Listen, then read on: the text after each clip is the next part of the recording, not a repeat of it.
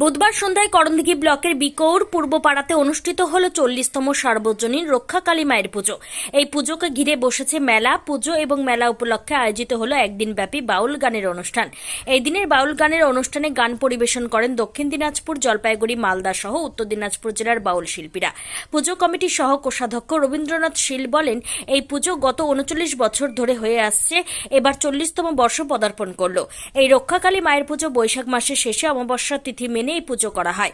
এদিন পুজো শেষে সকলের জন্য খিচুড়ি প্রসাদের ব্যবস্থা করা হয়। এবছর রক্ষাকালী মায়ের পুজো উপলক্ষে বিকৌর পূর্বপাড়া পুজো কমিটির পরিচালনা এবং ব্যবস্থাপনায় এক রাত্রিব্যাপী বাউল গানের আয়োজন করা হয়। এই দিন বাউল গান শুনতে বহু মানুষের সমাগম দেখা যায় বাউল উৎসবে। তার পাশাপাশি এই দিন উপস্থিত ছিলেন পুজো কমিটির সভাপতি স্বপন সরকার, সম্পাদক সাধন সরকার সহ পুজো কমিটির সমস্ত সদস্যরা। আমার নাম রবীন্দ্রনাথ শীল।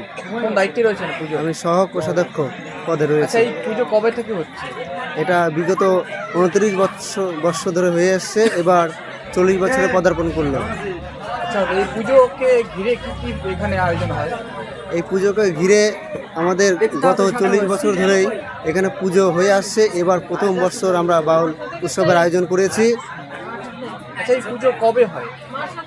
এই পুজোটা হচ্ছে বৈশাখ মাসের শেষের অমাবস্যা তিথি ধরে পুজোটা হয়। এই আচ্ছা, কি বলে পুজোর পাশাপাশি আর কি কি হয়? এই পুজোর পাশাপাশি অনেক দোকান, মেলা টেলা এগুলো বসে। যে রক্ষাকালী মায়ের নামটা কি করে আছে? এটা হচ্ছে বিগত 39 বছর পূর্বে আমাদের গ্রামে অনেক দুর্ঘটনা, বিপজ্জনক ঘটনা ঘটতো। তাই গ্রামবাসীরা মনে করেছে যে এই রক্ষা মায়ের পুজোটা করলে হয়তো আমাদের গ্রামের সুখ সমৃদ্ধি ফিরে আসবে।